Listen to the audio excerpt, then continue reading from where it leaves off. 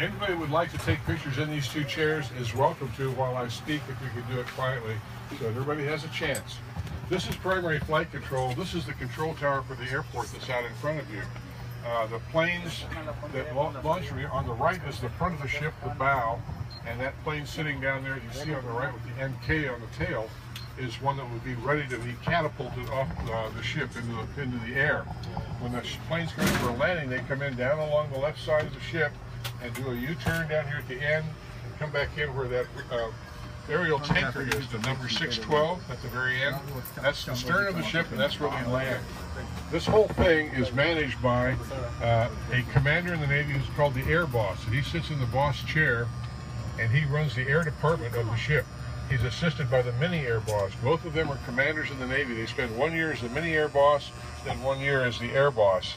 Anybody else needs to take pictures, you're welcome to rotate into those seats. At any rate, they are in charge of about 250 men that work on the flight deck during air operations. I say men because this is a 1991 museum. There were no women aboard the ship then. Now those two carriers that you see over there have about 18 to 20% women in the crew, and they are in all jobs and in all ranks. Can you get turn? Things have changed. Thank you. And they also are in charge of maybe 25 or 30 aircraft that might be taxiing around on the flight deck at any one time. They are also in charge of airplanes within a 5-mile radius of the ship, up to 2,500 feet in the air.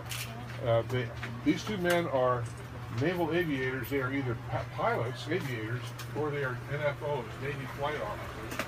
And that could be bombardier navigators or radar intercept officers or air intelligence officers. The other requirement they have to have is that they have to have commanded at least one squadron of fixed-wing aircraft before they can have these jobs. So they've done about everything that you can do in the Navy. They're very experienced, 17 to 20 years of service. They are assisted by a petty officer that stands here. This is the Fresnel lens, one of two inventions that we borrowed from the British. This is the meatball, and it's underneath the light, is underneath the tail of the white helicopter.